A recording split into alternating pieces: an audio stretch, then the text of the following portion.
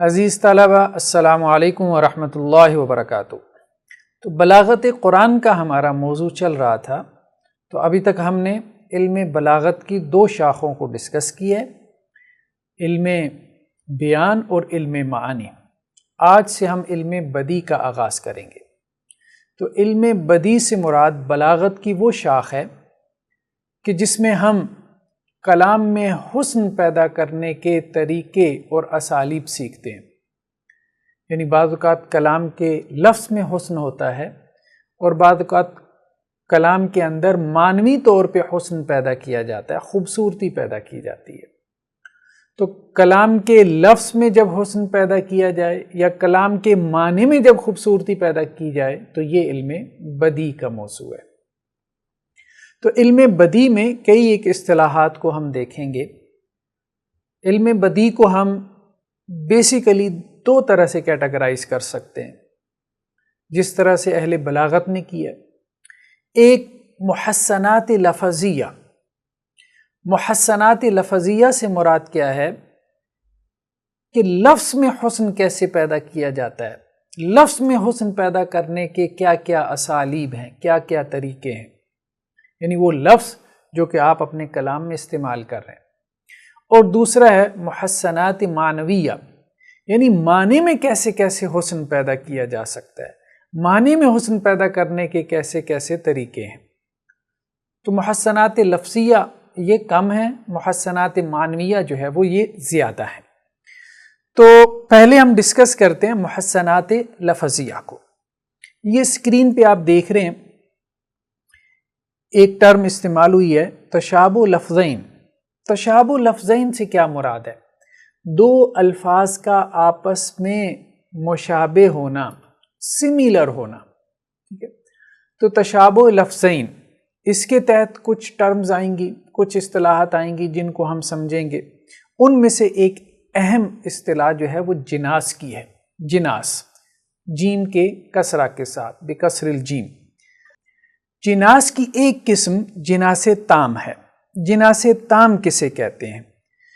کہ جب دو لفظوں کا نطق اور تکلم میں ایک جیسا ہونا جبکہ معنی میں مختلف ہونا، ٹھیک ہے؟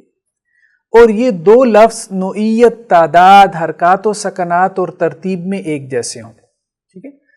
تو جناس کا بنیادی طور پہ معنی اور مفہوم ہے کہ دو الفاظ نطق اور تکلم میں ایک جیسے ہیں، یعنی بولنے میں ایک جیسے ہیں، دو الفاظ بولنے میں ایک جیسے ہیں لیکن ان کا معنی مختلف ہے۔ تو اب اس سے ایک حسن پیدا ہوتا ہے نا، الفاظ سیم ہیں، معنی مختلف ہیں، ان کی ادائیگی، ان کی پروننسیشن بھی سیم ہے، ان کا تلفظ بھی سیم ہے لیکن ان کے معنی مختلف ہیں۔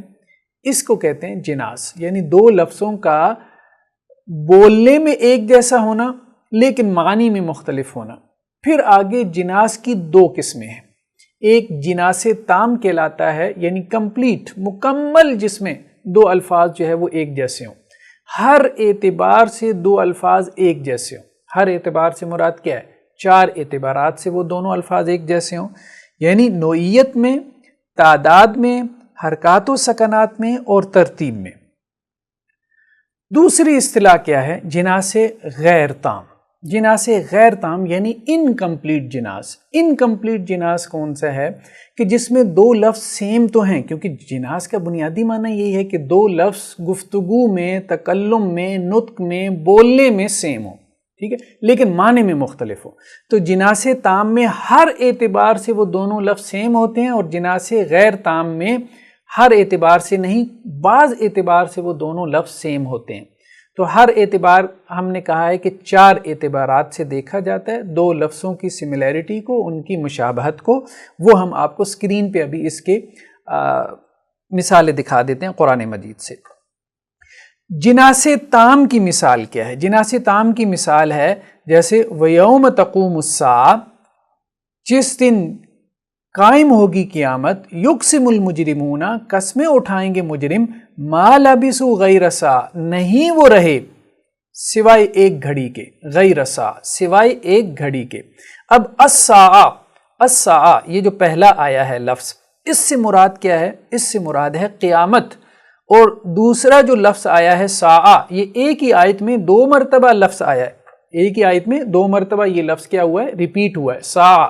اب ساعتن دونوں لفظ سیم ہیں، ساعتن دونوں لفظ سیم ہیں۔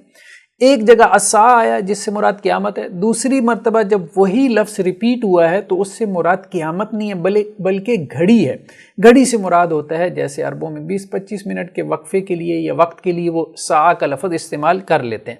آج کل جدید عربی میں ساعہ سے مراد 1 گھنٹہ ہوتا ہے۔ خیر، وَيَوْمَ تَقُومُ السَّاعَةُ، جس دن قائم ہوگی قیامت، تو پہلی الساعہ سے مراد قیامت ہے۔ یقسم المجرمون، قسمیں اٹھائیں گے مجرم، ما لبثوا غیر ساعہ، نہیں وہ رہے سوائے 1 گھڑی کے، تو دوسری ساعہ سے مراد گھڑی ہے۔ تو دونوں الفاظ نطق میں سیم ہیں، یعنی نطق میں، تکلم میں، گفتگو میں، بولنے میں دونوں الفاظ سیم ہیں، لیکن معنی میں دونوں الفاظ کیا ہیں؟ مختلف ہیں، ٹھیک ہے؟ اسی کو جناس کہتے ہیں۔ اب یہ جناس تام ہے، اس کو ہم نے دیکھنا ہے۔ تو جناس تام سے کیا مراد ہے؟ نوعیت کے اعتبار سے، یعنی دونوں الفاظ کی جو نوعیت ہے وہ سیم ہے۔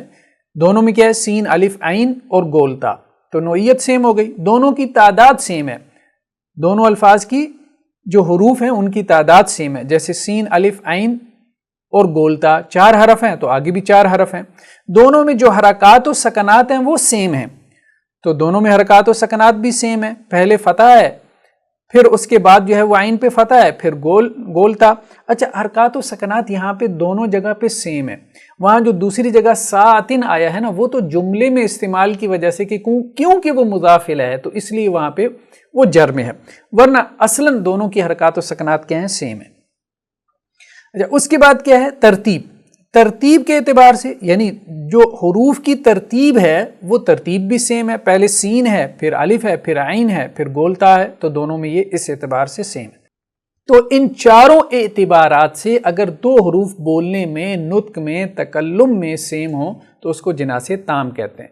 لیکن اگر ان میں سے ایک اعتبار سے یا 2 اعتبارات سے یہ 2 حروف مختلف ہو جائیں تو اس کو جناس ناقص کہتے ہیں۔ جیسے جناس ناقص کی مثال ہمارے سامنے کیا ہے قرآن سے، وَهُمْ يَنْهَوْنَ عَنْهُ وَيَنْأَوْنَ عَنْهُ، اور وہ اس سے روکتے ہیں، وَيَنْأَوْنَ عَنْهُ، اور خود بھی اس سے رک جاتے ہیں، خود بھی اس سے دور رہتے ہیں، ٹھیک ہے؟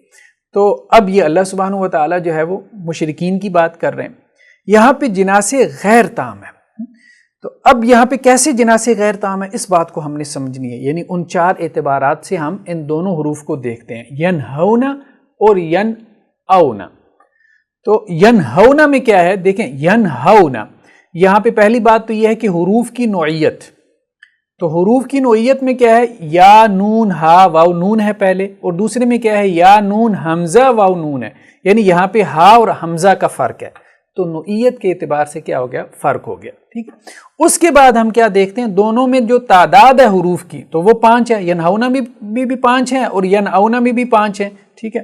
تو اس اعتبار سے تعداد کے اعتبار سے دونوں سیم ہیں۔ پھر ہم دیکھتے ہیں حرکات و سکنات کے اعتبار سے، ینہونا میں بھی یا کے اوپر فتح ہے پھر آگے سکون ہے پھر آگے فتح ہے پھر سکون ہے پھر نون کے اوپر فتح ہے، زبر ہے۔ اسی طرح ینأونا میں بھی اسی طرح سے حرکات اور سکنات ہیں کہ پہلے فتح ہے زبر ہے پھر سکون ہے پھر فتح ہے زبر ہے پھر سکون ہے پھر اس کے بعد فتح ہے، تو حرکات و سکنات کے اعتبار سے بھی یہ کیا ہیں؟ دونوں حروف برابر ہیں۔ پھر ترتیب کے اعتبار سے کہ پہلے یا ہے پھر نون ہے پھر ہا ہے پھر واو ہے پھر نون ہے، تو دوسری جگہ بھی پہلے یا ہے پھر نون ہے پھر حمزہ ہے پھر واو ہے پھر نون ہے، تو ترتیب میں بھی کیا ہیں؟ دونوں سیم ہیں۔ ایک جگہ پہ دونوں الفاظ مختلف ہیں اور وہ ہے نوعیت کے اعتبار سے، ٹھیک ہے؟ کہ ایک جگہ پہ ہا آیا ہے دوسری جگہ پہ حمزہ آ گیا، تو جب 2 حروف تکلم میں، نطق میں، بولنے میں سیم ہوں لیکن 4 پہلوؤں میں سے، 4 اعتبارات میں سے، 4 جہتوں میں سے کسی ایک جہت سے ان میں اختلاف ہو جائے تو یہ جناس غیر تام ہے، یعنی انکمپلیٹ جناس ہے۔ تو ایک کمپلیٹ ہے ہر اعتبار سے، چاروں اعتبار سے وہ دونوں سیم ہوں، اور ایک یہ ہے کہ 2 اعتبارات سے، 3 اعتبارات سے سیم ہوں، یا 1 یا 2 اعتبارات سے کیا ہوں؟ وہ مختلف ہوں۔ تو یہ تھا جناس تام۔ تو جناس تام میں ہم نے دیکھا محسنات لفظیہ کے نیچے ایک ہے تشابہ لفظین، یعنی 2 لفظوں کا مشابہ ہونا، تو اس کے نیچے ہے جناس تام، ٹھیک ہے؟ دوسرا کیا ہے؟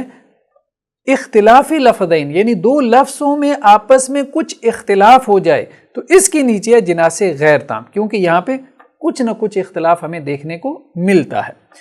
تو نیکسٹ اصطلاح ہمارے پاس کیا ہے، وہ ہے تحسین کلمہ کی۔ تحسین کلمہ کی پھر آگے دو قسمیں ہیں، ائتلاف لفظ اور توضیح، ٹھیک ہے۔ تو ائتلاف لفظ کو ہم پہلے سمجھتے ہیں، پھر ہم توضیح کو سمجھیں گے۔ اب یہ اصطلاحات تھوڑی سی مشکل ہیں، لیکن ہم اگر غور کریں گے تو انشاءاللہ سے ان کے معنی اچھے سے سمجھ میں آ جائیں گے۔ ائتلاف لفظ کیا ہے؟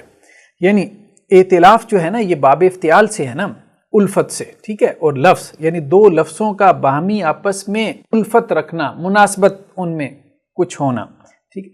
تو ائتلاف لفظ سے کیا مراد ہے کہ عبارت کے الفاظ کثیر الاستعمال ہونے میں یا قلیل الاستعمال ہونے کے لحاظ سے ایک دوسرے کے مناسب ہوں تاکہ کلام میں مناسبت پیدا ہو جائے، ٹھیک۔ یعنی ایک عبارت ہے، اس میں مختلف الفاظ ہیں، ظاہری بات ہے عبارت مختلف الفاظ سے مل کے بنتی ہے، تو ایک عبارت میں جو مختلف الفاظ ہیں یا تو وہ سارے کثیر الاستعمال ہوں، یعنی سارے الفاظ ایسے ہوں جو کثرت سے استعمال ہوتے ہوں، یا اس عبارت میں سارے الفاظ ایسے ہوں جو کہ قلیل الاستعمال ہوں، یعنی بہت کم استعمال ہوتے ہوں، یعنی روزمرہ زبان کے اندر یا اہل زبان۔ تو ہر زبان میں کچھ الفاظ زیادہ استعمال ہوتے ہیں، جسے ہم کہتے ہیں کہ یہ ڈیلی لائف کی ویکیبلری ہے، اور کچھ الفاظ ایسے ہوتے ہیں ہر زبان میں کہ جو بہت کم استعمال کیے جاتے ہیں، یعنی نادر الاستعمال ہوتے ہیں۔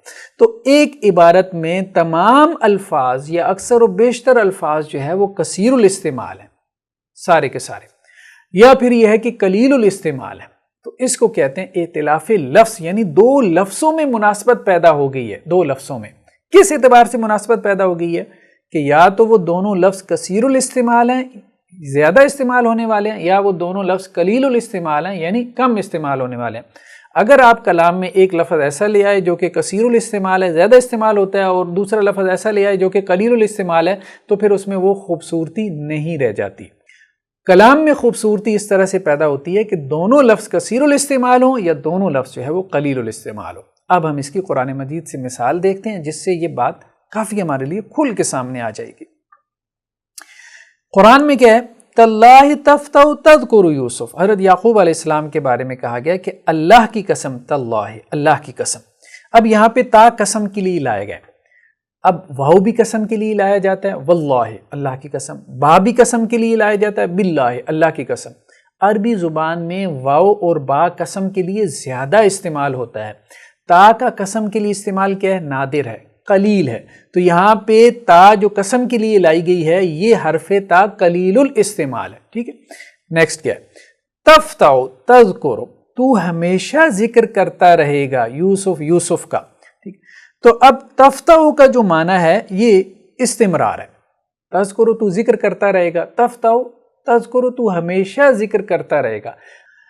عربی زبان میں استمرار کا معنی اس کے لیے زیادہ تر تزالو کا فعل استعمال کیا جاتا ہے، یعنی زال یزالو۔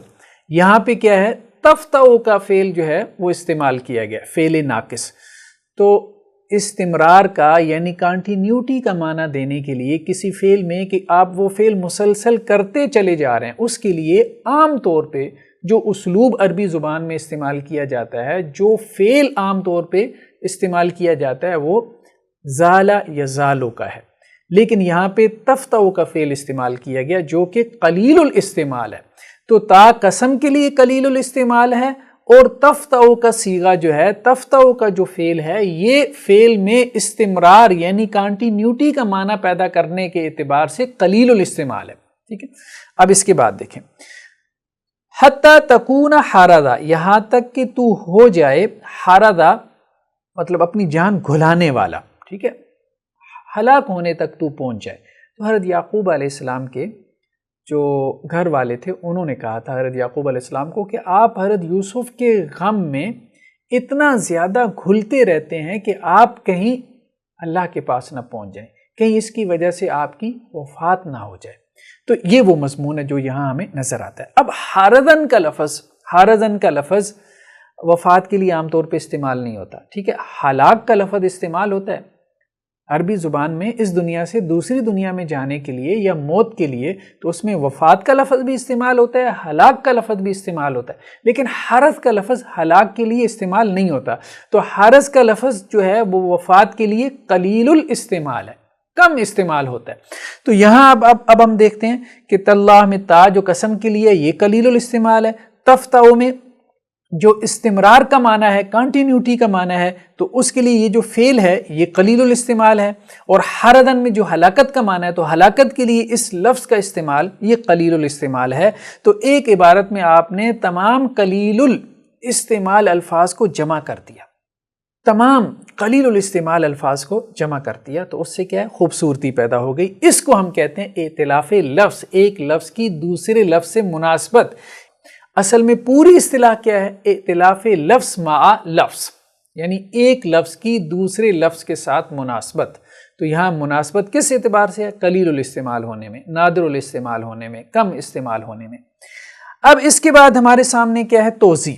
توضیح کو ہم سمجھتے ہیں کہ توضیح کیا ہے۔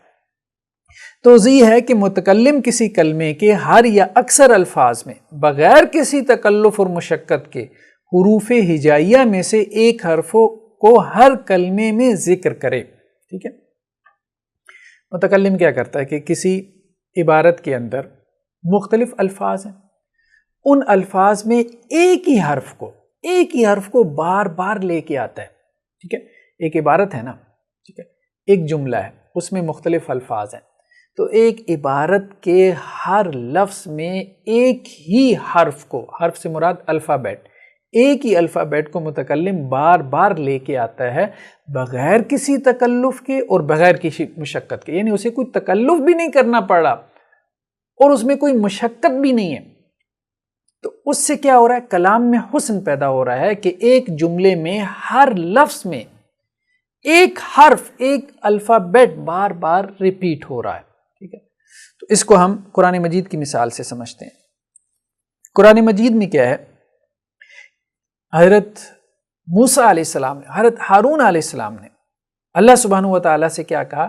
کئی نسبحک کثیرا، تاکہ ہم آپ کی تسبیح بیان کریں بہت زیادہ، ونذکرک کثیرا، اور ہم آپ کا ذکر کریں بہت زیادہ، انک کنت بنا بصیرا، بے شک آپ ہمیں دیکھنے والے ہیں۔ اب یہاں پہ دیکھیں کہ حرف کاف جو ہے وہ بار بار ریپیٹ کیا گیا، یعنی اس عبارت میں ہر لفظ میں آپ دیکھیں گے یا اکثر الفاظ میں آپ دیکھیں گے کہ حرف کاف کو ریپیٹ کیا گیا ہے، اور وہ ریپیٹیشن بغیر کسی تکلف اور بغیر مشقت کے ہے، اور حرف کاف کی جو وہ ریپیٹیشن ہے وہ کلام میں حسن پیدا کر رہی ہے۔ تو اس کو کہتے ہیں توضیح۔ توضیح کا ویسے لغوی معنی ہوتا ہے تقسیم کرنا، یعنی ہر لفظ میں آپ نے ایک حرف کو جو ہے وہ اس طرح سے لا کے تقسیم کر دیا ہے کہ جیسے اس میں ایک حسن پیدا ہو گیا۔ تو اب پھر دیکھیں کئی میں کیا ہے؟ حرف کاف ہے، ٹھیک ہے، اور اسی طرح نسبحہ کا یہاں پہ بھی کیا ہے؟ آخر میں کاف ہے، کثیرہ میں بھی کاف ہے شروع میں، ونذکرک میں بھی کیا ہے؟ آخر میں کاف ہے، پھر اس کے بعد کثیرہ میں کاف ہے، پھر اس کے بعد انکا میں کاف ہے، پھر اس کے بعد کنتا میں کاف ہے۔ ٹھیک ہے، تو ایک اور بات آپ نوٹ کریں گے، ٹھیک ہے، کہ ایک لفظ کے آخر میں کاف ہے، دوسرے لفظ کے شروع میں کاف ہے، پھر تیسرے لفظ کے آخر میں کاف ہے، پھر چوتھے لفظ کے شروع میں کاف ہے، پھر پانچویں لفظ کے آخر میں کاف ہے، پھر چھٹے لفظ کے شروع میں کاف ہے۔ تو اس سے ایک عجیب سا سر پیدا ہو گیا، ٹھیک ہے، کلام یعنی لفظ کے اندر خوبصورتی پیدا ہو گئی ہے۔ پھر ذرا دیکھیں، کئی نسبحہ کا کثیرہ، ونذکرک کا کثیرہ، انکا کا کنتا۔ ٹھیک ہے، تو اب یہ خوبصورتی ہے، یہ توضیح ہے، یعنی تقسیم کیا گیا ہے ایک حرف کو ایک عبارت کے مختلف الفاظ میں اس طرح سے کہ اس سے کلام میں خوبصورتی پیدا ہو گئی ہے۔ تو نیکسٹ ہمارے پاس کیا ہے؟ یہ تو تھا توضیح۔ محسنات لفظیہ میں بعض اوقات کلام اللہ کی بحث ہوتی ہے، بعض اوقات کلام الناس کی بات ہوتی ہے۔ یعنی دیکھیں نا، ہم تو بلاغت قرآن پڑھ رہے ہیں نا، تو بلاغت قرآن کا تعلق قرآن سے ہے۔ قرآن کیا ہے؟ اللہ کا کلام ہے، ٹھیک ہے، تو بعض اصطلاحات جو ہے وہ اللہ کے کلام کے لیے مختلف ہیں، اور عام جو لوگوں کا کلام ہوتا ہے، اب لوگوں کا کلام بھی بلیغ ہے، جیسے شاعروں کا کلام، اس میں بلاغت ہوتی ہے، بہت سے نثر نگار ہوتے ہیں ان کے کلام میں بلاغت ہوتی ہے، تو جو عام انسان ہیں انسانوں کے کلام میں بھی بلاغت ہوتی ہے، تو کچھ اصطلاحات جو ہے وہ فرق ہو جاتی ہیں۔ تو اس کو ہم تھوڑا سا سمجھتے ہیں، یہ اس سلائیڈ پہ ذرا آپ غور کریں کہ چند جملوں کے اخیر میں واقع ہونے والا لفظی تناسب اگر کلام اللہ میں ہو تو فاصلہ کہلاتا ہے، کلام الناس میں ہو اور اگر نظم میں ہو تو قافیہ کہلاتا ہے، اور نثر میں ہو تو سجا کہلاتا ہے۔ ٹھیک ہے، یعنی دو یا دو سے زائد جملے، دو یا دو سے زائد جملے، ٹھیک ہے، ہر جملے کے آخر میں جو کلام ہے اس کی دوسرے جملے کے آخر میں جو کلام ہے اس کے ساتھ لفظی مناسبت ہے۔ ایک جملہ ہے پھر دوسرا جملہ ہے، پہلے جملے کا آخر حصہ اور دوسرے جملے کا آخر حصہ، یہ دونوں آپس میں کیا ہیں؟ مناسبت رکھتے ہیں، لفظی مناسبت رکھتے ہیں۔ ٹھیک ہے، اللہ کے کلام میں اگر یہ مناسبت ہو تو اس کو کہتے ہیں فاصلہ، فاصلہ اصطلاح میں اس کو کہتے ہیں فاصلہ، یعنی دو آیات میں اگر مناسبت ہو، یعنی دونوں آیات کا جو آخر حصہ ہے، جو آخری الفاظ ہیں، ٹھیک ہے، وہ سیم ہو، ان میں مناسبت ہو، ٹھیک ہے، یعنی کسی اعتبار سے سیم ہو، وہ ہم آگے چل کے گفتگو کرتے ہیں، تو یہ فاصلہ ہے۔ اور اگر نظم میں، یعنی لوگوں کا کلام ہے اور نظم ہے، جیسے شاعری ہے، غزل ہے، اس میں اگر دو اشعار کا جو آخر کلام ہے یا آخری حروف ہیں ان میں مناسبت ہے تو اس کو قافیہ کہتے ہیں۔ اور اگر نثر ہے، ٹھیک ہے، یعنی پوئٹری نہیں ہے، نثر ہے، جیسے عام پروز جسے ہم کہتے ہیں، اگر وہ ہے، اس میں اگر دو جملوں میں آخر کلام کے اندر مناسبت ہو تو پھر اس کو ہم سجا کہتے ہیں۔ اب اس کو ہم نے تھوڑا مثالوں سے سمجھنا ہے، جیسے قرآن مجید میں کیا ہے؟ وَالطُّورِ، قسم ہے طور کی، طور پہاڑ کی، وَكِتَابٍ مَّسْطُورٍ، اور لکھی ہوئی کتاب کی، یعنی لوح محفوظ کی، فی رق منشور، جو پھیلے ہوئی اوراق میں ہے، والبیت المعمور، اور قسم ہے آباد گھر کی، یعنی اس بیت اللہ کے اوپر جو انسانوں کا قبلہ ہے، 7 آسمانوں پہ فرشتوں کا بھی قبلہ ہے جس کو بیت المعمور کا نام دیا گیا، جیسا کہ بعض آثار اور روایات سے ہمیں معلوم پڑتا ہے۔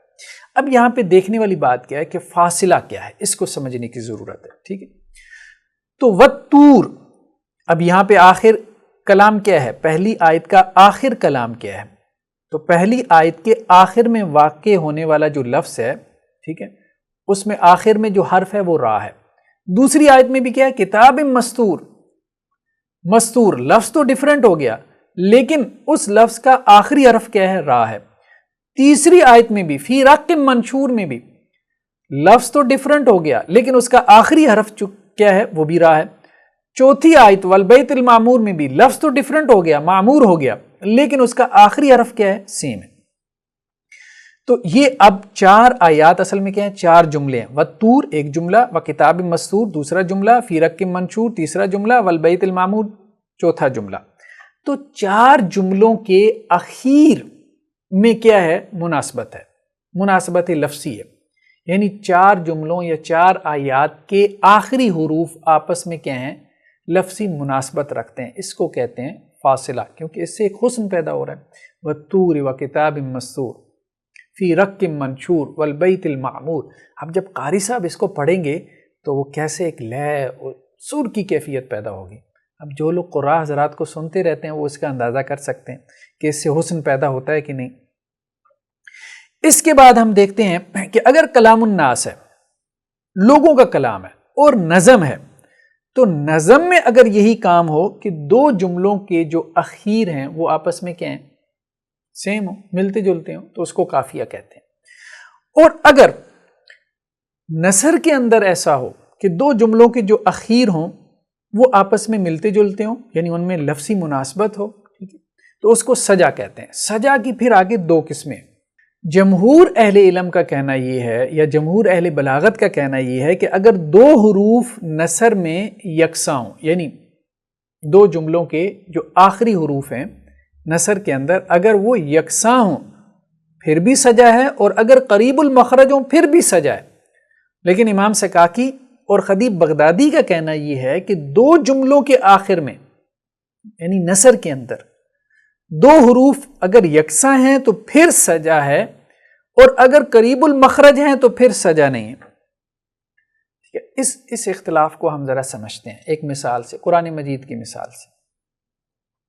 ویسے قرآن میں تو سجا نہیں ہے، لیکن قرآن کی مثال ہم ذرا سمجھنے کے لیے، ایک جمہور اہل علم کا موقف ہے اور ایک خطیب بغدادی اور علامہ سکاکی کا موقف ہے۔ جمہور کیا کہتے ہیں کہ آخر حروف یکساں ہوں، جیسے وَالطُّورِ وَکِتَابٍ مَّسْطُورٍ، آخر حرف کیا ہے؟ دونوں میں را ہے، یکساں ہے۔ تو جمہور کیا کہتے ہیں؟ آخری حروف یکساں ہوں دونوں جملوں کے پھر بھی سجا ہے، اور اگر قریب المخرج ہوں پھر بھی سجا ہے۔ قریب المخرج کی مثال کیا ہے؟ جیسے قرآن مجید کی یہ آیت، یہ سورہ قاف کی شروع کی آیات ہے نا، والقرآن المجید، قسم ہے قرآن مجید کی۔ اب پہلی آیت میں مجید ہے، دال ہے آخر میں، دوسری آیت میں کیا ہے؟ بل عجبوا ان جاءہم منذر منہم، بلکہ انہوں نے تعجب کیا کہ ان کے پاس ایک ڈرانے والا آیا انہی میں سے، فقال الکافرون، پس کافروں نے کہا ھذا شیء عجیب، یہ نبی جو میسج دے رہا ہے یہ تو بڑا عجیب ہے کہ ہمیں مرنے کے بعد دوبارہ زندہ کیا جائے گا۔ اب یہاں پہ دوسری آیت میں آخر کیا ہے؟ عجیب، اور عجیب کا آخری حرف کیا ہے؟ با۔ تو پہلی آیت میں آخری حرف دال ہے، دوسری میں با ہے۔ اب جمہور کے نزدیک یہ بھی سجا ہے، لیکن علامہ خطیب بغدادی اور علامہ سکاکی کے نزدیک یہ سجا نہیں ہے۔ کیوں سجا نہیں ہے؟ کیونکہ مجید اور عجیب ایک میں دال ہے ایک میں با ہے، وہ کہتے ہیں دونوں حرف یکساں نہیں ہیں۔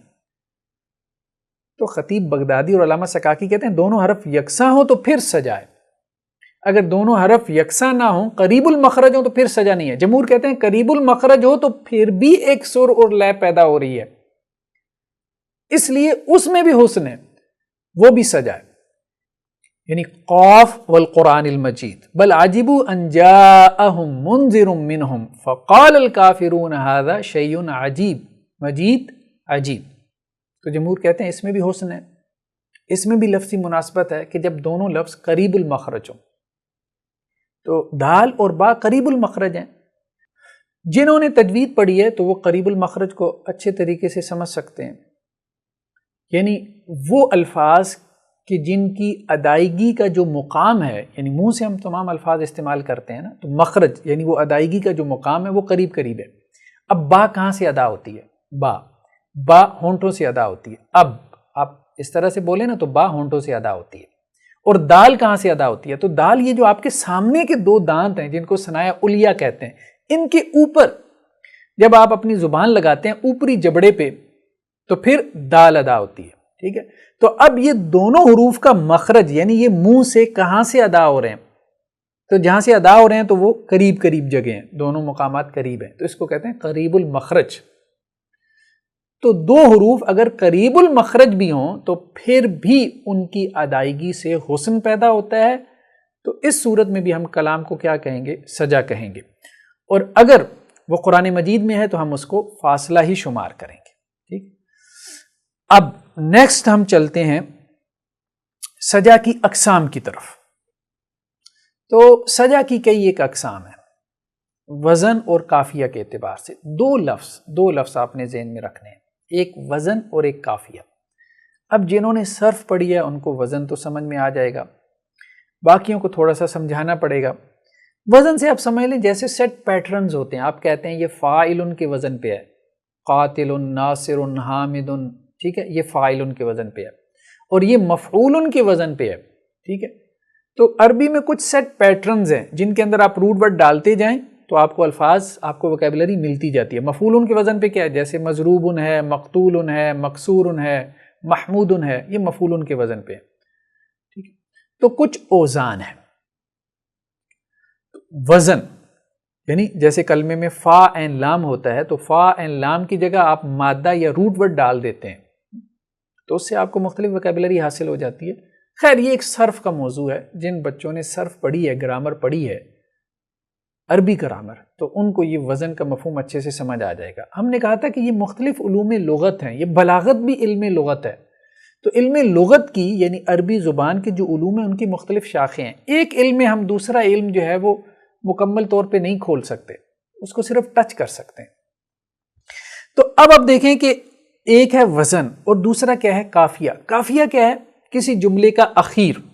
یہ تو ہم نے دیکھ لیا نا کہ کسی جملے کا اخیر اگر سیم ہو، ٹھیک ہے، یعنی ایک جملہ ہے دوسرا جملہ ہے تو دونوں کا اگر آخر حرف سیم ہو تو ہم نے کہا نظم میں ہو تو وہ قافیہ ہے، نظم میں ہو تو قافیہ ہے، ٹھیک ہے. اور اگر نثر میں ہو تو وہ سجا ہے. تو قافیہ اور سجا تو سمجھ میں آ گئی نا کہ دو جملوں کا آخری حرف. اور وزن کیا ہے؟ وہ پیٹرن ہے جس کے اوپر وہ لفظ ہے، ٹھیک ہے. جیسے اینٹوں کے لیے ایک سانچہ ہوتا ہے، سانچہ تو ایک ہی ہوتا ہے نا، اس کے اندر آپ مٹی ڈالتے جاتے ہیں، مٹی ڈال کے اینٹیں بناتے جاتے ہیں. تو وہ الفاظ کے سانچے ہیں. جیسے میتھس میں آپ سمجھنا چاہیں a² + b² = c². اب a² میں آپ ویلیو پٹ کر دیں a کی، b کی، c کی، تو آپ کو جو ہے وہ مختلف طرح سے جو ہے وہ آنسرز ملتے چلے جائیں گے. تو اسی طرح سے عربی زبان میں کچھ سیٹ پیٹرنز ہیں جن میں آپ روٹ ورڈ ڈالتے چلے جاتے ہیں، مختلف الفاظ آپ کو ملتے چلے جاتے ہیں. اب ہم اس کو ذرا مثال سے سمجھتے ہیں. تو سجا کی 3 قسمیں. ایک کیا ہے؟ مترف. مترف کسے کہتے ہیں؟ جب 2 یا زیادہ جملوں کے فواصل وزن میں مختلف ہوں، قافیے میں متفق ہو، ٹھیک ہے. یعنی جب وزن سیم ہو، قافیہ مختلف ہو تو پھر مترف ہے. وزن سیم، قافیہ مختلف. ذرا اس بات کو پکڑ کے رکھنا ہے، پھر مثال سمجھ میں آئے گی. جیسے اب آپ دیکھیں ما لکم لا ترجون للہ وقارا. قرآن میں کیا ہے؟ تمہیں کیا ہو گیا ہے کہ تم اللہ کی عزت نہیں کرتے. وقد خلقکم اطوارا. حالانکہ اللہ نے تمہیں درجہ بدرجہ پیدا کیا ہے، ٹھیک ہے. ماں کے پیٹ میں جیسے ایک سٹیج سے دوسری سٹیج میں اللہ تعالیٰ جو ہے وہ لے کے گیا، یہ اللہ تعالیٰ کی رحمت ہے. تو اب یہاں آپ آیت میں غور کریں. وقارا. وقارا کا وزن کیا ہے؟ فعال. فعال. واو قاف را کی جگہ فا این لام ڈال دیں گے تو یہ کیا آ جائے گا؟ فعالا. فعالن، ٹھیک ہے. اور اطوارا کا وزن کیا ہے؟ افعالا، یعنی افعالن، ٹھیک ہے. طا واو اور را کی جگہ فا این لام ڈال دیں گے تو ایک کا وزن فعال ہے، دوسرے کا وزن ہے افعال. فعال اور افعال دونوں وزن کیا ہیں؟ ڈیفرنٹ ہے. تو وزن کیا ہے؟ مختلف ہے، لیکن دونوں کا قافیہ کیا ہے؟ سیم ہے. قافیہ سے مراد آخر حرف. تو دونوں میں آخر حرف کیا ہے؟ را. را اور الف، ٹھیک ہے. وقا را، اتوا را. تو وزن ڈیفرنٹ ہو، قافیہ سیم ہو، اس کو کہتے ہیں مترف. یعنی یہ سجا کی ایک قسم ہے. سجا میں ہم نے کہا نا کہ آخری حروف میں مناسبت ہو، 2 جملوں کے آخری حروف میں مناسبت ہو.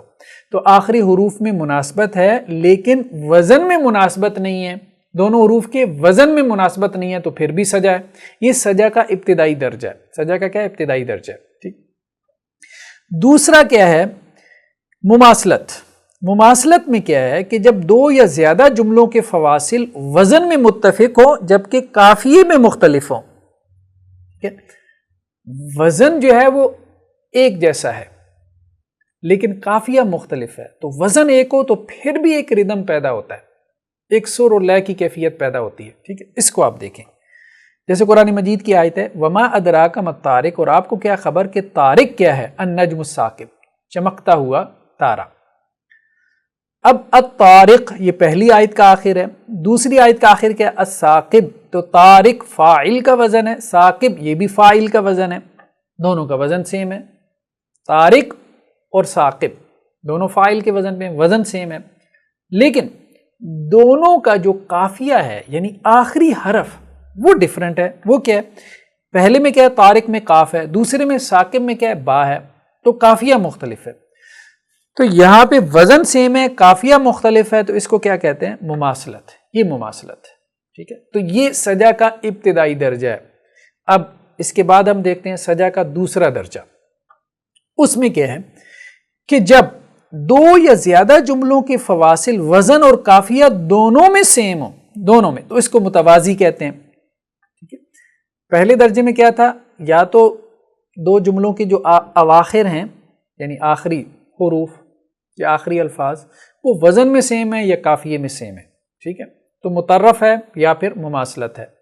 دوسرا درجہ کیا ہے کہ وزن اور قافیہ دونوں میں سیم ہے، دونوں میں سیم ہے، تو گویا زیادہ ردم پیدا ہو گیا. تو یہ سجا کا دوسرا درجہ ہے. اس میں دیکھیں جیسے فیہا سرر مرفوعہ، اللہ تعالیٰ نے جنت کی نعمتوں کو بیان کرتے ہوئے کہا کہ اس میں کیا ہے؟ تخت ہیں، مرفوعہ بلند، بلند و بالا تخت ہوں گے، لوگ مسحریوں کے اوپر جو ہے وہ بیٹھے ہوں گے، بلند و بالا مسحریاں ہوں گی، جیسے بادشاہوں کے شاہانہ تخت ہوتے ہیں.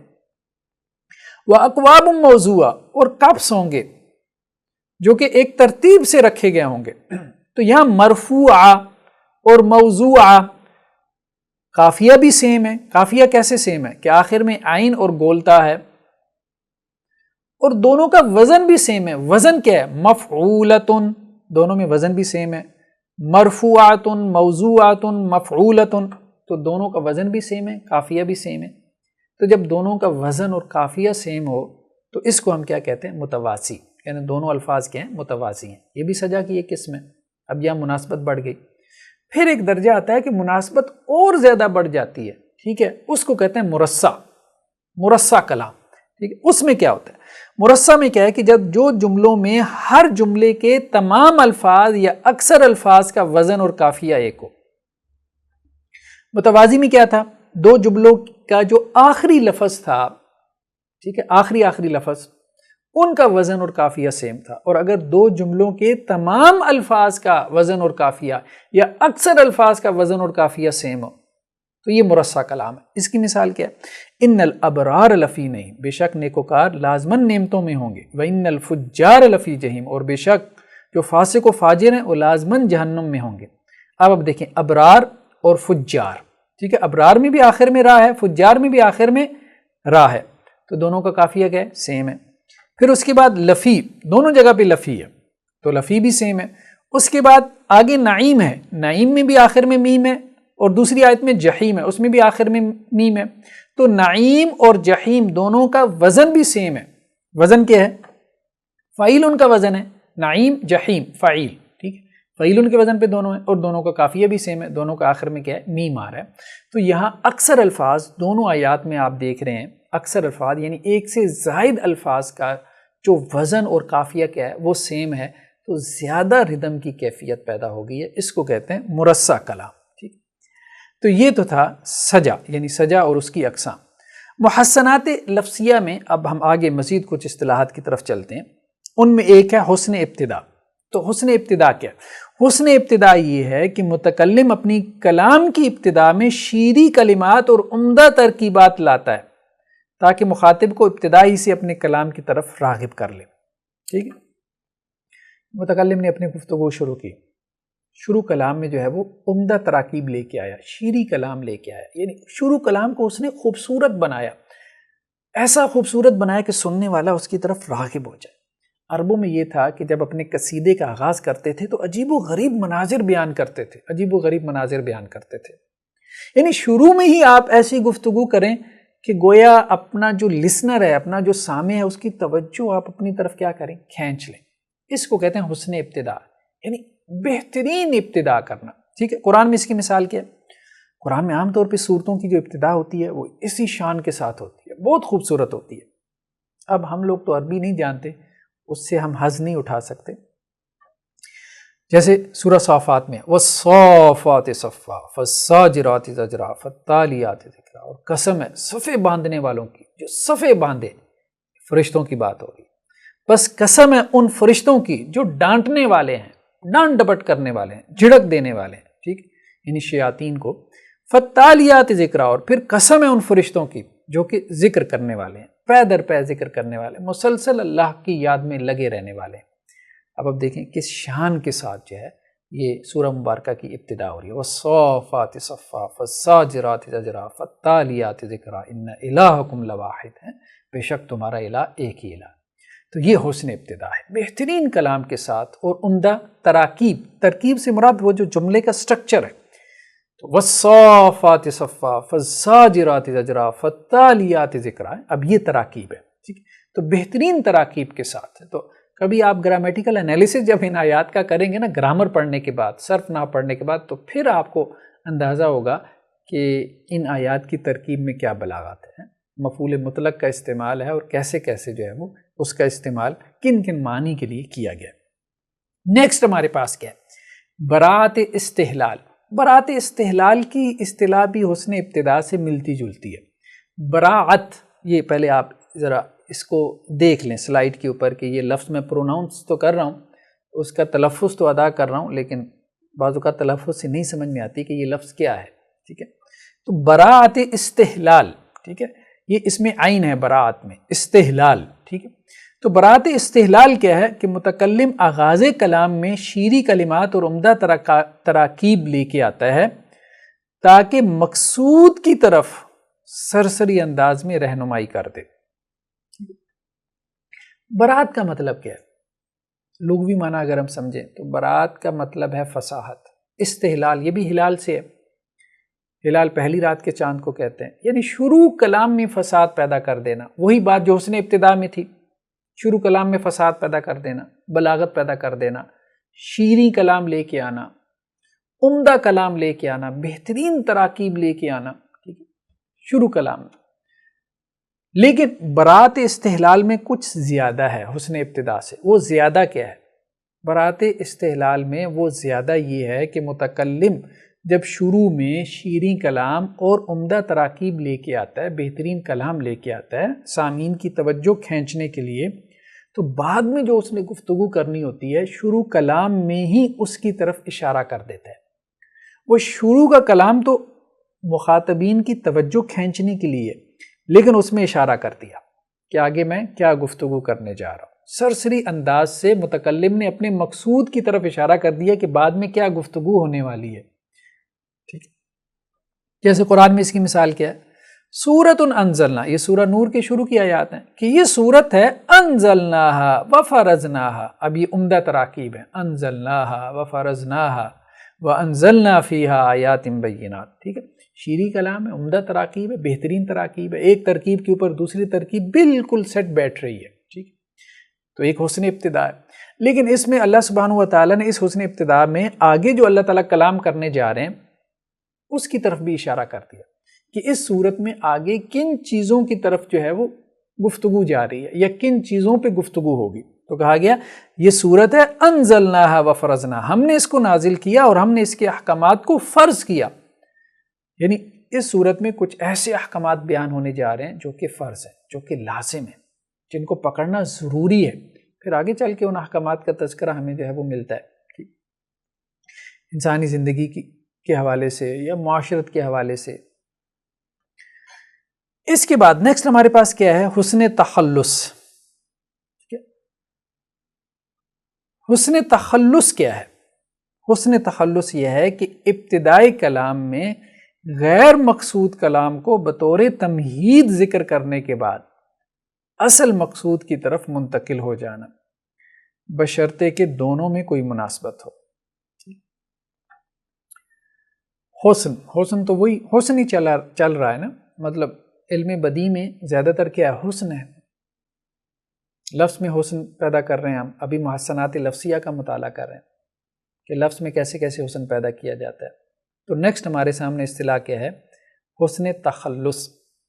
حسن کا معنی تو حسن ہی ہو گیا، تخلص سے مراد انتقال، یعنی ایک معنی سے دوسرے معنی کی طرف منتقل ہو جانا، یا تخلص سے مراد یوں بھی کہہ سکتے ہیں کہ ایک معنی سے آپ نے اپنے آپ کو چھڑا لیا تو اب آپ دوسرے معنی کی طرف جو ہے وہ چل پڑے۔ تو ایک معنی سے دوسرے معنی کی طرف منتقل ہو جانا یہ حسن تخلص ہے، جبکہ دونوں معنی میں کوئی مناسبت بھی ہو، یعنی ایک مضمون بیان کرتے کرتے آپ دوسرے مضمون کی طرف منتقل ہو گئے، ایک بات بیان کرتے کرتے آپ نے دوسری بات شروع کر دی اور ان دونوں باتوں میں کوئی ربط تھا، کوئی تعلق، کوئی مناسبت تھی۔ لیکن دوسری بات جو آپ نے شروع کی ہے وہ ایسے نہیں، یہ تو سب لوگ کرتے ہیں کہ ایک بات کی پھر اس کے بعد دوسری بات کی، نہیں، ایسے نہیں۔ حسن تخلص بہت خوبصورتی سے آپ ایک بات سے دوسری بات کی طرف چلے گئے۔ جب آپ خوبصورتی سے جائیں گے ایک بات سے دوسری بات کی طرف، یہ حسن تخلص ہے، ورنہ تو ایک بات کے بعد دوسری بات تو ساری کرتے ہیں۔ اس کو ہم دیکھیں جیسے قرآن مجید میں کیا ہے، سورہ یوسف کے شروع میں الف لام را تلک آیات الکتاب المبین، یہ واضح کتاب کی آیات ہیں، روشن کتاب کی آیات ہیں۔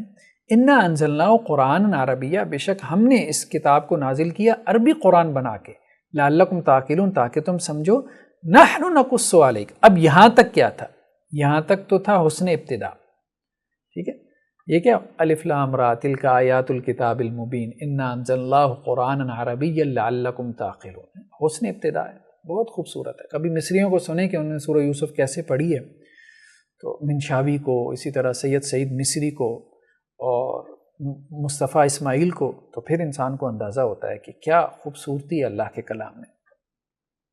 اس کے بعد یہ برات استحلال ہے، جہاں ہم نے ریڈ کلر میں اس کو ہائی کیا ہوا ہے. نحن نقص علیک، ہم بیان کر رہے ہیں، یعنی اے نبی صلی اللہ علیہ وسلم ہم بیان کر رہے ہیں آپ کے اوپر احسن القصص، بہترین قصہ، یوسف علیہ السلام کا قصہ، بہترین قصہ. بما اوحینا الیک ھذا القرآن، ساتھ اس کے کہ جو ہم نے وحی کی آپ کی طرف یہ قرآن. ٹھیک ہے، یعنی جو قرآن ہم نے آپ کی طرف وحی کی ہے، اس میں ہم آپ کو ایک بہترین قصہ جو ہے وہ بیان کرنے جا رہے ہیں. تو شروع میں حسن ابتدا تھا. ٹھیک ہے، حسن ابتدا کے بعد یعنی ایک مضمون تھا حسن ابتدا میں. وہ مضمون کیا تھا کہ قرآن ہم نے عربی میں نازل کیا. عربی میں کیوں نازل کیا؟ تاکہ تم اس کو سمجھو. تمہاری زبان کیا ہے؟ عربی ہے. یعنی جن کی طرف قرآن نازل ہوا تھا، جو اولین مخاطب تھے، ان کی زبان عربی تھی. یہ ایک مضمون تھا. اس کے بعد ایک دوسرا مضمون شروع ہو گیا، اور وہ مضمون کیا ہے کہ اے نبی صلی اللہ علیہ وسلم ہم آپ کو ایک بہترین قصہ بتانے والے ہیں. کیونکہ بعض لوگوں نے سوال کیا تھا حضرت یوسف علیہ السلام کے بارے میں کہ ان کا کیا قصہ ہے، جیسا کہ بعض شان نزول کی روایات میں آتا ہے کہ یہودیوں نے سوال کیا تھا. تو گویا ایک مضمون سے دوسرے مضمون کی طرف انتقال ہو رہا ہے، لیکن خوبصورت انداز میں، خوبصورت انداز میں. ٹھیک ہے، تو یہ ہے حسن تخلص. نیکسٹ کیا ہے؟ اقتضاب. اقتضاب کیا ہے؟ وہی بات کہ ابتدائی کلام میں ہی غیر مقصود کلام کو بطور تمہید ذکر کرنے کے بعد اصل مقصود کی طرف منتقل ہو جانا، بشرطے کہ دونوں میں کوئی مناسبت نہ ہو. ٹھیک ہے، حسن تخلص میں کیا تھا کہ ایک مضمون سے دوسرے مضمون کی طرف منتقل ہو جانا، جبکہ دونوں میں کیا ہے؟ مناسبت ہے. اور اقتضاب میں کیا ہے کہ ایک مضمون سے دوسرے مضمون کی طرف منتقل ہو جانا، جبکہ دونوں مضامین میں کوئی خاص مناسبت نہ ہو. کوئی خاص مناسبت نہ ہو. مناسبت تو ہوتی ہے لیکن خاص مناسبت نہیں ہوتی. ٹھیک، اس کو کہتے ہیں اقتضاب. اس کی مثال ہم قرآن سے دیکھتے ہیں. اچھا، عام طور پہ اہل بلاغت اس کی تعریف کیا کرتے ہیں؟ اہل بلاغت یہ کہتے ہیں کہ غیر مقصود کلام سے مقصود کلام کی طرف منتقل ہو جانا. ہم نے تو یہ بات کہی نا ذرا آسان کرنے کے لیے کہ ایک مضمون سے دوسرے مضمون کی طرف منتقل ہو جانا. اہل بلاغت کیا کہتے ہیں؟ اہل بلاغت حسن تخلص میں بھی اور اسی طرح اقتضاب کی اصطلاح میں بھی یوں اس کو ڈیفائن کرتے ہیں کہ غیر مقصود کلام سے مقصود کلام کی طرف جو ہے وہ منتقل ہو جانا. ٹھیک ہے، تو اب شروع میں اللہ سبحانہ و تعالیٰ جو گفتگو کر رہے ہیں، اس کا مطلب یہ نہیں کہ وہ کوئی بے معنی گفتگو ہے. وہ یہ نہیں کہہ رہے. وہ یہ کہہ رہے ہیں کہ اللہ تعالیٰ کا وہ اصلاً مقصود نہیں ہے، اصلاً مقصود نہیں ہے. یعنی سورہ یوسف جو ہے، سورہ یوسف میں جیسے اب دیکھیں ہم نے حسن تخلص کی مثال پڑھی، تو سورہ یوسف میں شروع میں جو ہے وہ کیا ہے؟ یہ بات آئی ہے کہ قرآن مجید کو اللہ نے عربی میں نازل کیا تاکہ تم سمجھو. ٹھیک ہے، لیکن سورہ یوسف کے نزول کا اصل مقصد کیا تھا؟ یہ بات بتانا نہیں کہ قرآن عربی میں نازل ہوا. سورہ یوسف کے نزول کا اصل مقصد یہ تھا کہ یوسف علیہ السلام کے بارے میں خبر دینا. یہ خبر دینا کہ حضرت یعقوب علیہ السلام تو شام کے علاقے کنعان میں تھے، تو یہ مصر میں کیسے پہنچ گئے، اس پورے واقعے کو بیان کرنا، کیونکہ اس واقعے کے بارے میں سوال ہوا تھا. تو یہ ہے کہ غیر مقصود کلام سے مقصود کلام کی طرف بہترین انداز میں پھر جانا، یہ حسن تخلص ہے. اور اقتضاب کیا ہے؟ غیر مقصود کلام سے مقصود کلام کی طرف، یعنی جو متکلم کا مقصود ہے، یعنی متکلم نے جس کا قصد اور ارادہ کیا، تو غیر مقصود کلام سے مقصود کلام کی طرف یا ایک مضمون سے دوسرے مضمون کی طرف جو ہے وہ پھر جانا. ٹھیک ہے، جبکہ دونوں کے اندر جو ہے وہ کوئی مناسبت نہ ہو، یعنی کوئی خاص مناسبت نہ ہو. مناسبت تو ہوتی ہے، تو کوئی خاص مناسبت نہ ہو تو یہ اقتضاب ہے. جب مناسبت ہوتی ہے دونوں میں تو پھر وہ حسن تخلص ہے، جب نہ ہو تو پھر یہ اقتضاب ہے. اقتضاب کی مثال ہم دیکھتے ہیں. اب پیچھے کیا کلام چل رہا ہے؟ یہ سورہ صاد ہے. ھذا ما توعدون لیوم الحساب. اللہ تعالیٰ اہل جنت کا تذکرہ کر رہے ہیں کہ یہ وہ نعمتیں ہیں جن کا تمہیں وعدہ دیا جا رہا ہے کہ یوم حساب میں تمہیں ملیں گی، یعنی قیامت والے دن. ان ھذا لرزقنا ما لہ من نفاد. اور یہ ہمارا ایسا رزق ہے جو کبھی ختم نہیں ہوگا، کبھی کم نہیں ہوگا. ھذا یہ تو ہے، یعنی یہ سب تو اہل جنت کے لیے ہے، ٹھیک ہے۔ ایک بات یہاں پہ ہوگی ہاذا، ٹھیک ہے، اس کا تعلق تو پچھلے سے ہے، یہ سب تو ہے یعنی اہل جنت کے لیے یہ نعمتیں۔ وَإِنَّ لِلطَّاغِينَ، یہاں اب ایک نئی بات شروع ہو رہی ہے، اور نئی بات کیا ہے؟ اہل جہنم کا تذکرہ، اور بے شک سرکش لوگوں کے لیے لشر مآب، بدترین ٹھکانہ ہے۔ پھر آگے اہل جہنم کا تذکرہ شروع ہو گیا، تو اہل جنت کے ذکر سے اہل جہنم کے ذکر کی طرف انتقال ہو رہا ہے، بہت خوبصورت انداز میں، بہت خوبصورت انداز میں، صرف لفظ ہاذا کو استعمال کر کے درمیان میں۔ یہ کیا ہے؟ یہ اقتضاب ہے۔ اقتضاب اس لیے ہے کہ وہ یہ کہہ رہے ہیں کہ پہلے جنتیوں کا ذکر ہے پھر جہنمیوں کا ذکر ہے، تو دونوں میں کوئی زیادہ مناسبت نہیں ہے۔ مناسبت اس اعتبار سے تو ہے کہ قیامت میں یا تو جنت ہے یا جہنم ہے، لیکن ویسے دو مختلف مضامین ہیں، اس اعتبار سے ان دونوں میں کوئی خاص مناسبت نہیں ہے، تو اس لیے یہ کیا ہے؟ یہ اقتضاب کی مثال ہے۔ اس کے بعد ہم دیکھتے ہیں محسنات لفظیہ میں ہمارے پاس ہے براءت طلب، ٹھیک ہے جی، براءت طلب، برات وہی فساد کے معنی میں، طلب مطالبہ، یعنی آپ کسی سے کوئی مطالبہ کریں بڑے فصیح انداز میں۔ ایک تو یہ ہے نا سیدھا سوال کر دیں، لیکن بعض اوقات جو ہے نا کچھ لوگ سوال کرتے ہیں اور اس سوال میں وہ مطلب اس طرح سے سیدھے انداز میں سوال نہیں کرتے، یعنی ان کے سوال میں ایک وقار ہوتا ہے، وقار ہوتا ہے، ایک سنجیدگی ہوتی ہے، ٹھیک ہے، ایک میچورٹی نظر آتی ہے، یعنی کسی سے وہ چیز مانگیں گے بھی نا تو ایسے نہیں مانگیں گے کہ جی مجھے یہ دے دو، مجھے یہ چاہیے، ٹھیک۔ اب جیسے ہم دیکھتے ہیں کہ حضرت نوح علیہ السلام کے بارے میں اللہ سبحانہ و تعالیٰ نے جو ہے وہ قرآن مجید میں کیا کہا؟ وَنَادَى نُوحٌ رَبَّهُ فَقَالَ رَبِّ إِنَّ ابْنِي مِنْ أَهْلِي، اور پکارا نوح علیہ السلام نے اپنے رب کو اور کہا اے میرے پروردگار بے شک میرا بیٹا میرے اہل و عیال میں سے ہے، ٹھیک ہے۔ اب نوح علیہ السلام کیا کہہ رہے ہیں؟ میرا بیٹا میرے اہل و عیال میں سے ہے۔ یہ کب کہہ رہے ہیں؟ جب طوفان آ گیا، اب بیٹا نافرمان تھا، ٹھیک ہے، کافر تھا، ایمان نہیں لایا تھا، وہ بھی غرق ہونے لگا، تو حضرت نوح علیہ السلام نے اس وقت اللہ کو یہ بات کہی، یا اللہ یہ میرا بیٹا ہے میرے اہل و عیال میں سے، یہ نہیں کہا کہ آپ اس کو بچا لیں۔ اب باقی ساری قوم ڈوب رہی تھی جو کافر تھے، تو حضرت نوح علیہ السلام جو ہے وہ کیسے کہہ سکتے تھے کہ یا اللہ اس کو بچا لیں؟ تو اس لیے یہ بات کہی کہ اے میرے پروردگار یہ میرا بیٹا ہے۔ گویا کہ یہ بتانے میں حضرت نوح علیہ السلام کیا ہے؟ ایک مطالبہ کر رہے ہیں اللہ سے، وہ مطالبہ کیا کر رہے ہیں کہ میرے بیٹے کو بچا لیں، وہ میری نسل میں سے ہے۔ آگے چل کے اللہ نے یہی بات کہی ہے نا کہ اے نوح انہ لیس من اہلک، وہ آپ کے اہل و عیال میں سے نہیں ہے، ٹھیک ہے۔ انہ عمل غیر صالح، اس کا عمل کیا ہے؟ وہ نیک نہیں تھا، تو اس لیے آج اس نے غرق ہونا ہے۔ تو یہاں پہ یہ براءت طلب کی مثال ہے۔ تو براءت طلب کیا ہے کہ متکلم اپنی طلب کی صراحت کیے بغیر انوکھے انداز میں اس کی طرف اشارہ کر دے، یعنی صراحت سے متکلم اپنی طلب، اپنا مطالبہ، اپنا سوال سامنے نہیں رکھتا، صراحت سے نہیں رکھتا، واضح طور پہ نہیں رکھتا، بلکہ عجیب انداز میں اور اشارتاً جو ہے وہ اپنی طلب اپنے مخاطب کے سامنے رکھ دیتا ہے۔ دوسرا کیا ہے اس کے بعد نیکسٹ ہمارے پاس عنوان۔ عنوان کیا ہے کہ متکلم کوئی اہم مضمون بیان کرتے ہوئے اس مضمون کو مکمل اور مؤکد کرنے کی غرض سے چند مثالیں پیش کرے جو اگلے واقعات یا نئے علوم کا عنوان بن جائے، تو یہ عنوان کہلاتا ہے۔ متکلم ایک مضمون بیان کر رہا تھا، ایک بات بیان کر رہا تھا، اب اس نے کہا کہ میں اپنی بات کو کیا کروں؟ ایمفیسائز کروں، اس کو مؤکد کروں، اس میں تاکید پیدا کروں۔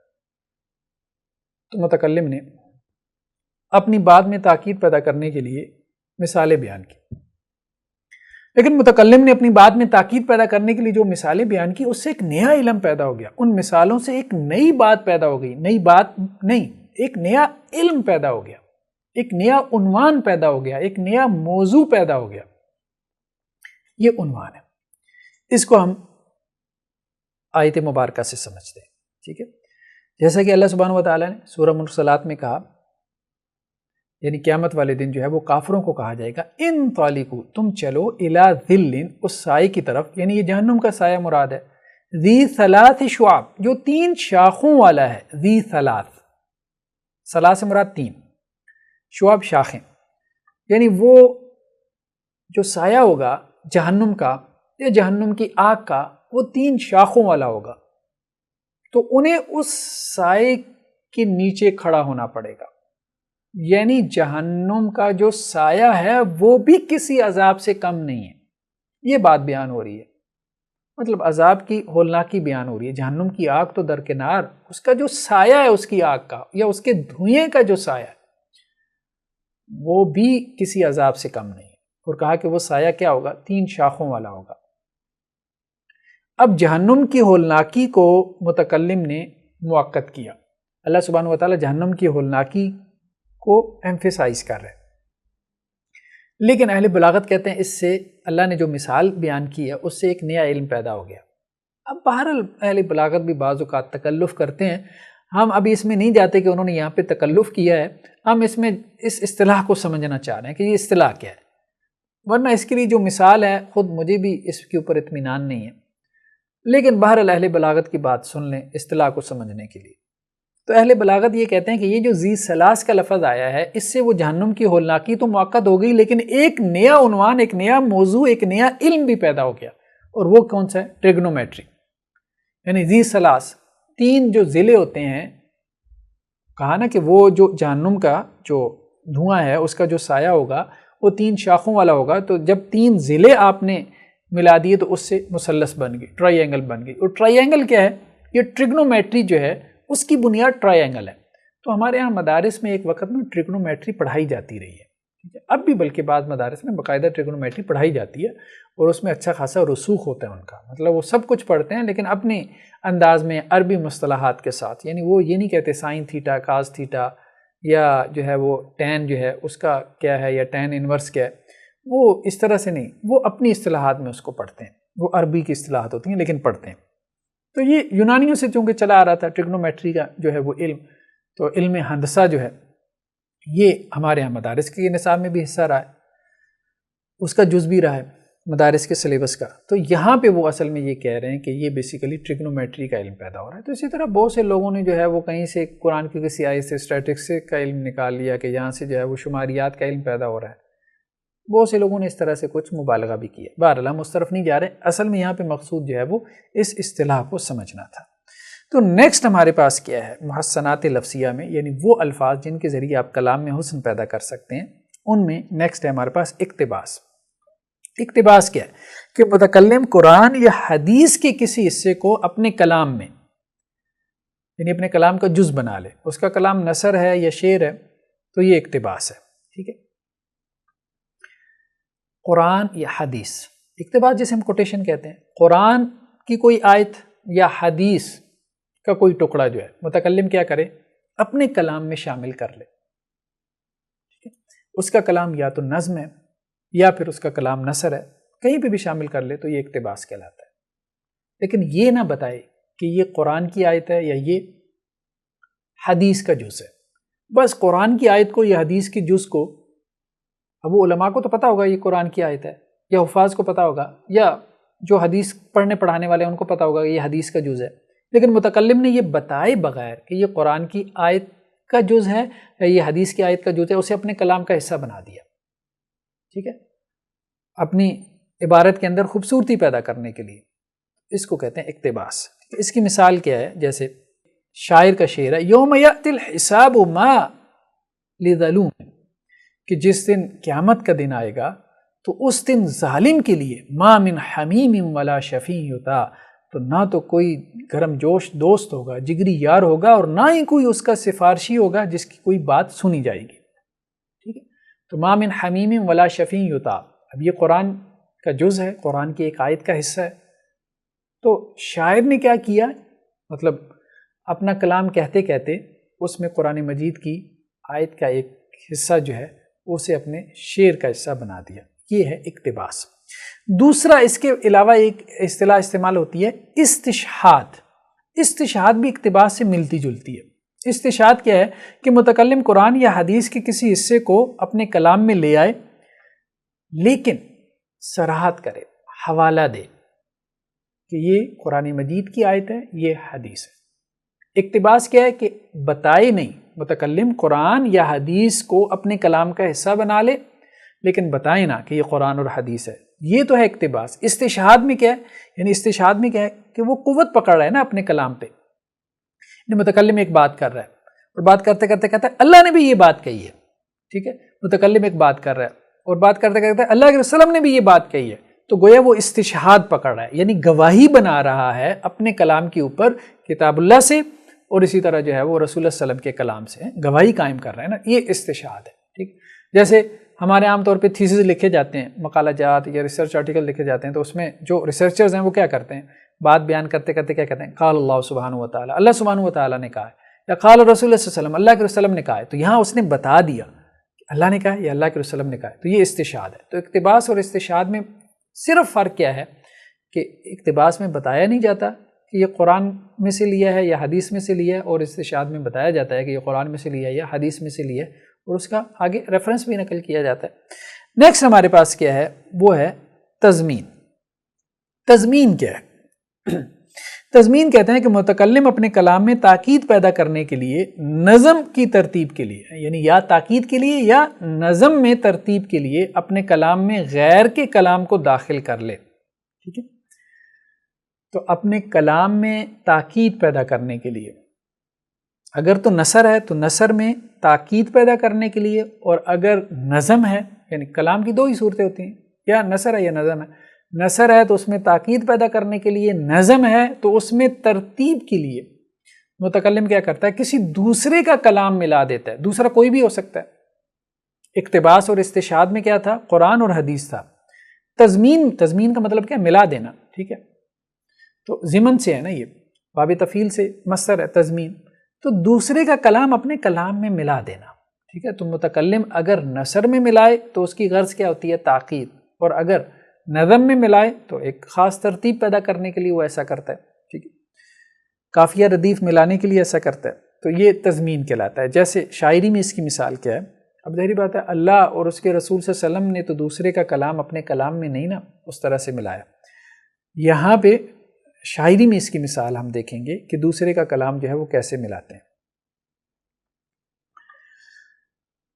وَإِذَا مَا شِئْتَ عَيْشًا بَيْنَهُمْ خالق الناس بخلق حسن۔ ٹھیک ہے، اور جب بھی تو چاہے ان کے درمیان زندگی گزار اور لوگوں کے ساتھ اخلاق سے پیش آ، خالق الناس بخلق حسن، بہترین اخلاق کے ساتھ، لوگوں کے ساتھ بہترین اخلاق کے ساتھ پیش آ۔ ٹھیک ہے، یہ بیسیکلی حدیث کے الفاظ ہیں، حدیث کے الفاظ ہیں جو متکلم نے اپنے کلام میں شامل کر لیے۔ تو تضمین میں قرآن اور حدیث کے ساتھ معاملہ خاص نہیں ہے، یعنی قرآن اور حدیث سے بھی لیا جا سکتا ہے، اور قرآن اور حدیث کے علاوہ کسی اور کے کلام سے بھی جو ہے وہ لیا جا سکتا ہے۔ تو یہ تضمین میں اور اقتباس اور استشہاد میں بنیادی فرق ہے۔ تو نیکسٹ ہمارے پاس کیا ہے، یہ ہماری لاسٹ سلائیڈ ہے، یعنی محسنات لفظیہ تقریباً ہم مکمل کر لیں گے۔ نیکسٹ ہے تلمیح۔ تلمیح کا مطلب ہوتا ہے اشارہ کرنا۔ تو متکلم اپنے کلام میں کسی واقعے کی طرف یا کسی کہاوت کی طرف یا کسی شعر کی طرف اشارہ کر دے، اس کا تذکرہ کیے بغیر۔ ٹھیک ہے، یعنی کوئی واقعہ ہے، پورے واقعے کا ذکر تو متکلم نے نہیں کیا لیکن اس کی طرف اشارہ کر دیا، اس کو اس واقعے کا پتہ ہے، وہ سمجھ گیا کہ یہاں متکلم نے اس واقعے کی طرف اشارہ کیا، یا متکلم نے کسی کہاوت کی طرف، ضرب المثل کی طرف، پروورب کی طرف اشارہ کر دیا، یا متکلم نے کسی شعر کی طرف اشارہ کر دیا، تو یہ تلمیح ہے، یا اشارتاً کسی طرف جو ہے وہ رہنمائی کر دینا۔ ٹھیک، قرآن میں اس کی مثال کیا، جیسے سورہ یوسف میں هل آمنکم علیہ الا کما امنتکم علی اخیہ من قبل، کیا میں تمہارا اعتبار کروں اس کے بارے میں۔ یہ سورہ یوسف میں آپ لوگوں نے سورہ یوسف میں تمام قصہ پڑھا تو ہوگا۔ پہلے حضرت یوسف علیہ السلام کو ان کے بھائی لے کے گئے، پھر بعد میں جب غلہ لینے گئے تو ان کو کہا گیا کہ نہیں بھائی، آپ اگر تمہارا اور بھی بھائی ہے اس کا غلہ بھی تمہیں چاہیے تو اس کو بھی تمہیں لے کے آنا پڑے گا، ورنہ اس کے حصے کا غلہ تمہیں نہیں ملے گا۔ تو وہ دوسرے بھائی یوسف علیہ السلام کے جو تھے بنیامین تھے، تو اب وہ بھائی واپس آئے ہیں، آپ دوبارہ غلہ لینے جا رہے ہیں، تو انہوں نے اپنے والد سے کہا، یعقوب علیہ السلام سے، کہ آپ ہمارے اس بھائی کو بھی بھیج دیں، بنیامین کو بھی۔ ان کا نام روایتوں میں، یعنی روایتوں سے مراد جو ہے وہ جو تفسیری روایات ہیں ان میں بنیامین آتا ہے، واللہ عالم نام یہ تھا کہ نہیں تھا، لیکن بہرحال قرآن نے یہ تو بتایا نا کہ ان کے بھائی تھے حضرت یوسف علیہ السلام کے۔ تو یہ جو بھائی تھے دوسرے، یہ 11 بھائی، یہ ایک والدہ سے تھے، اور وہ حضرت یوسف اور جو دوسرے بھائی تھے بنیامین وہ دوسری والدہ سے تھے۔ تو یوسف تو گئے، اب وہ بنیامین کو بھی لے کے جانا چاہ رہے ہیں تاکہ ان کے حصے کا بھی کیا ہے ایک اونٹ کے برابر کا بوجھ اور غلہ وہ لے کے آئیں، کیونکہ قحط پڑا ہوا تھا شام میں، مصر سے غلہ لے کے آ رہے تھے، تو ایک اونٹ کا غلہ کافی سارا غلہ تھا، وہ ایک پورے خاندان کو کافی ہو سکتا تھا۔ تو اب انہوں نے یعقوب علیہ السلام سے کہا کہ بنیامین کو ہمارے ساتھ بھیجیں، اور یعقوب علیہ السلام نے کہا کہ پہلے میں نے تمہارا اعتبار کیا تھا یوسف علیہ السلام کے بارے میں، تو اب اس کے بھائی کے بارے میں تمہارا اعتبار کروں۔ تو یہ بات اشارتاً کہی ہے یوسف علیہ السلام نے، وہ پورا قصہ نہیں بیان کیا۔ حل آمنکم علیہ، کیا میں تمہارا اعتبار کروں اس کے بارے میں، یعنی بنیامین کے بارے میں، الا کما امنتکم علی اخیہ من قبل، جیسا کہ میں نے تمہارا اعتبار کیا تھا اس کے بھائی یعنی یوسف کے بارے میں اس سے پہلے۔ ٹھیک ہے، تو یہ کیا ہے؟ تلمیح۔ تلمیح کی بات کیا؟ حسن انتہا، یعنی اپنے کلام کو عمدہ تراکیب اور شیریں کلام کے ساتھ ختم کرنا، مکمل کرنا، یعنی کلام کی ابتدا بھی بہت خوبصورت ہو، کلام کی انتہا بھی خوبصورت ہو۔ ٹھیک ہے، کلام کی ابتدا تو اس لیے خوبصورت رکھی جاتی ہے تاکہ لوگ متوجہ ہو جائیں، اور انتہا جو ہے وہ اس لیے خوبصورت رکھی جاتی ہے، اس میں اس لیے حسن پیدا کیا جاتا ہے تاکہ لوگ جب جائیں تو ایک تاثر اپنے ساتھ لے کے جائیں۔ ٹھیک ہے، اس لیے ہم کہتے ہیں نا کہ جی اس کا اینڈ جو ہے نا، جیسے ناولز میں یا کہانی میں اس کا اینڈ بہت خوبصورت کیا جاتا ہے تاکہ جو قاری ہے، جو ریڈر ہے، اس کے ذہن پہ اس کا دیر پا اثر رہے۔ تو صورتوں میں بھی ہم دیکھتے ہیں، جیسے شاہ ولی اللہ دہلوی رحمہ اللہ علیہ نے کہا کہ قرآن مجید کی جو صورتیں ہیں نا، ان کا اینڈ، ان کے جو اختتامی الفاظ ہوتے ہیں بہت شاہانہ انداز ہوتا ہے۔ سورہ بقرہ کا آخری حصہ آپ دیکھ لیں، بہت شاہانہ انداز ہے۔ سورہ آل عمران کا آخری انداز دیکھ لیں، آخری جو ہے وہ رکوع دیکھ لیں، بہت شاہانہ انداز ہے۔ تو صورتوں کے جو اواخر ہیں بہت شاہانہ انداز ہے۔ تو حسن انتہا اگر نثر میں ہو تو اس کو حسن انتہا کہتے ہیں، اور اگر نظم میں ہو تو اس کو براعت مقطع کہتے ہیں۔ براعت سے مراد تو وہی فصاحت ہے، اور مقطع سے مراد آخر کلام، یعنی آخر کلام میں فصاحت پیدا کرنا۔ تو نثر اور نظم کا فرق ہے۔ ٹھیک ہے، تو نظم میں ہو تو براعت مقطع ہے، اور نثر میں ہو تو حسن انتہا ہے۔ قرآن مجید میں حسن انتہا کی مثال یہ سورہ ہجر کی آخری آیات ہیں، وَاعْبُدْ رَبَّكَ حَتَّىٰ يَأْتِيَكَ الْيَقِينُ، آپ اپنے رب کی عبادت کریں یہاں تک کہ آپ کے پاس آ جائے یقین۔ اب یہاں یقین سے مراد یہ اندر کا یقین نہیں ہے، جیسا کہ بعض جاہل صوفیوں نے کہا کہ اپنے رب کی عبادت کریں اس وقت تک جب تک یقین حاصل ہو جائے، یعنی جب یقین حاصل ہو جائے تو پھر عبادت چھوڑ دیں۔ ایسی بات نہیں ہے، یہاں یقین سے مراد یقینی بات ہے، اور وہ کیا ہے؟ اور وہ یقینی بات کیا ہے؟ موت۔ یعنی یہ نہیں کہا کہ جب موت آ جائے اس وقت تک اپنے رب کی عبادت کرو، ٹھیک ہے، بلکہ کیا کہا؟ یقینی بات، گویا کہ اس بات کی طرف بھی اشارہ کر دیا کہ اس موت کا آنا یقینی ہے تاکہ اب اس موت کے حوالے سے ہمارے اندر ایک کیفیت پیدا ہو۔ تو یہ کیا ہے؟ حسن انتہا ہے۔ بہترین صورت میں جو ہے وہ اپنے کلام کو اس کا اختتام کیا گیا، کیونکہ یہ مکی صورتوں میں سے، اور مکی صورتوں میں کیا ہے؟ اصل مقصود کیا ہے؟ آخرت کا ڈر اور خوف پیدا کرنا، اور اس میں جو ہے وہ واعظ و نصیحت کے لیے پچھلی قوموں کے حالات اور واقعات بیان کیے جاتے ہیں، اور اللہ سبحانہ و تعالیٰ اپنی نعمتوں کا تذکرہ کرتے ہیں۔ تو وہ سب باتیں اس سورہ مبارکہ میں آپ کو ملیں گی، اور آخر میں آ کے اب آپ دیکھیں گے کہ کس طرح سے اللہ سبحانہ و تعالیٰ نے اس سورہ مبارکہ کا جو اختتام جو ہے وہ اس مقصد کے ساتھ کیا ہے کہ جس مقصد کے لیے یہ عام طور پہ مکی صورتیں نازل ہوئی تھیں، اور وہ کیا تھا؟ آخرت پہ یقین پیدا کرنا، اور آخرت کے یقین اسی وقت آئے گا کہ جب انسان کو یہ معلوم ہو جائے کہ یہ دنیا حقیقی نہیں ہے، اور مرنا یہ ایک یقینی بات ہے، انسان نے مرنا۔ تو یہ تھا آج کا ہمارا لیکچر، یعنی علم بدیع میں ہم نے محسنات لفظیہ پہ ابھی تک گفتگو کی ہے۔ تو انشاءاللہ نیکسٹ لیکچر میں ہم گفتگو کریں گے محسنات معنویہ پہ، یعنی معنوی اعتبار سے کیسے حسن پیدا کیا جاتا ہے۔ تو اس وقت تک کے لیے اللہ حافظ، انشاءاللہ سے ملتے ہیں۔ السلام علیکم ورحمۃ اللہ وبرکاتہ۔